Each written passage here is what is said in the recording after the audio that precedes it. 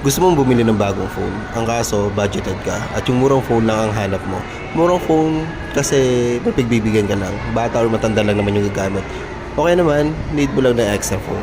Okay naman, ikaw yung taong tamang FB lang at YouTube lang sa phone ang ginagawa. Kung ganyan yung hanap mong phone, sakto at nasa tamang video ka dahil may naka-discount kayo kay Oppo. Panoorin mo ito hanggang dulo para maintindihan mo. Si Oppo A16, ang original price niya po talaga ay 6,999. Pero ngayon, mabibili mo na lang siya ng 4,969.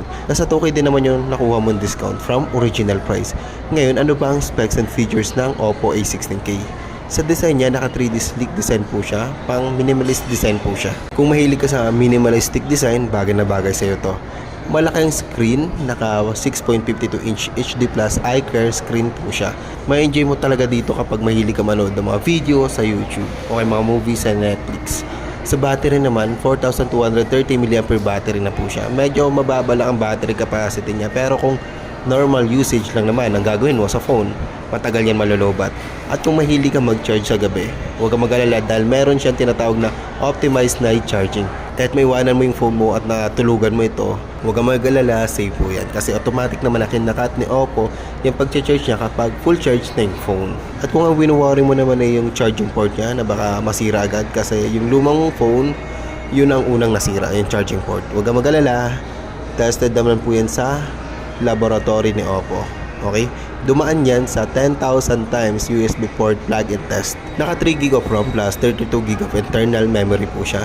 Pero maganda sa kanya, expandable naman ang memory niya up to 1TB SD card. Okay? At naka IPX4 splash waterproof.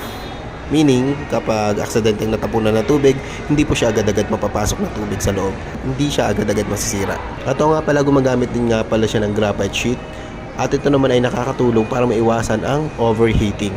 At kung durability and quality ng product ang pag-uusapan, syempre tiwala ka dito kay Oppo. Kasi thousands of reliability and quality control test ang ginawa ni Oppo sa mga product niya. Kagaya ng 10,000 USB port plug-in test, 100 times volume button test, 2,000 power button test. Actually, marami kaming client na bumabalik at bumibili ulit ng Oppo dahil nga bilib na bilib sila sa tibay ng Oppo, ng gawa ni Oppo. Kahit ilang beses daw malaglag yung phone ng anak nila, hindi daw nasisira. Sa camera naman, naka 13 megapixels siya sa main camera, 5 megapixels sa front. Si Oppo nakilala naman siya bilang camera phone. Hanggang ngayon, doon pa din siya kilala. Kahit mag-take ka ng picture sa gabi, may backlight or outdoor ka mag-take ng photo, maganda pa din ang nakaka-capture niyang image. At syempre, kahit mura or discounted mo ito mabibili, meron siyang tinatawag na HDR features sa camera ni Oppo A16K. Yung HDR naman na nagagawa nito kapag may backlight or behind the light yung subject, nagagawa niya pa rin i-balance yung exposure na nakakatulong para kahit behind the light, makikita mo pa din yung details, ang shadow, at highlight sa subject. At kahit gabi ka mag-take ng picture or nasa low light condition ka, maganda pa din ang camera ng Oppo. Maganda pa rin yung nakaka-capture ng image. Ngayon, ang tanong, bakit i-consider mo itong bilhin ito si Oppo A16 kaysa dun sa mas latest na Oppo A17K? Tara natin pagkumpara natin yung Oppo A17K na 5,999 at si Oppo A16K na nasa 5K mo na lang mabibili ngayon. Anong difference nila? Lamang si Oppo A17K sa internal memory kasi 64GB siya, pero si Oppo A16K ay 32GB. Pero pwede mo naman bilhan ng memory card. Up to 1TB naman yung pwedeng ilagay sa kanya. Mas malaki na konti ang screen ratio ni Oppo A16K at mas mataas naman ang screen resolution niya. Yun nga lang, sa ganda ng color na kayang i-provide ng screen, panalo si Oppo A17K. At sa cover glass naman, panalo si A16K dito. Kasi mas matibay yung cover glass niya na Corning Glass 3. Pagdating sa camera, same lang naman po sila. Sa battery naman, panalo si Oppo A17K kasi 5,000 mAh battery po siya. At may fingerprint scanner si Oppo A17K. Pero may face unlock naman si A16K, kaya okay lang naman. At sa processor na gamit nila, same lang naman sila na gumagamit ang chipset na Helio G35.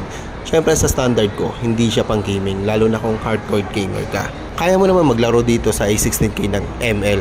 Syempre, low graphics lang. Ang kaso kapag hardcore gamer ka, yung tipong sunod-sunod na rounds ng paglalaro ng ML yung ginagawa mo, iinit talaga ang phone. Kapag uminit ang phone, mag-FPS drop na po yan. Ngayon kung tatanungin mo ako kung anong solusyon sa pag-iinit ng phone, ang magandang gawin mo ay gumamit ka nitong cooling fan. May review na din po akong video na ginawa niyan. Panoorin mo na lang. Promise ko sa'yo, sobrang effective niyan. As in, lumalamig talaga siya. Nagmo-moist siya kapag nahahanginan dahil nga legit na lumalamig.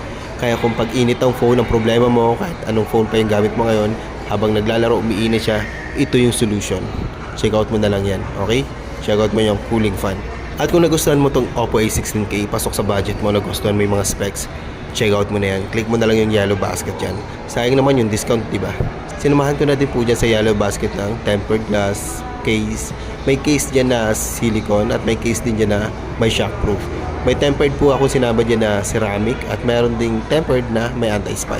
Yun lang naman sa video ito. Peace out. At oo nga pala, habol ko lang, kapag pumunta ka sa mga physical store ni Oppo ngayon, hindi mo na mahahanap yung Oppo A16K. Oppo A17K lang yung ma-offer nila sa'yo at hindi yung discounted. Yung A16K ang discounted at available lang siya dito sa online store ni Oppo. Huwag kang mag-alala, malaki naman yung discount na makukuha mo. At legit naman po yan. Official online store naman ni Oppo yan. At yung mga nilalagay ko yung accessories, huwag kang mag-alala, sobrang baba na ng presyo niya. Kapag pumunta ka pa sa mga physical store, sobrang mahal. Okay? Hindi ako nakipagbiruan dito. Okay? Kahit subukan mo, pumunta ka ngayon sa mga store, magtanong ka ng presyo, hanapin mo yung A16K, magtanong ka ng presyo ng case tempered, sobrang mahal compare dito sa online. At kung naghahanap ka ng mga bundle ni Oppo dito sa online, may mga ginawa akong video dyan. May part 1, part 2, part 3 yan. Check mo na lang dyan sa profile ko. At ito na yung totoong peace out.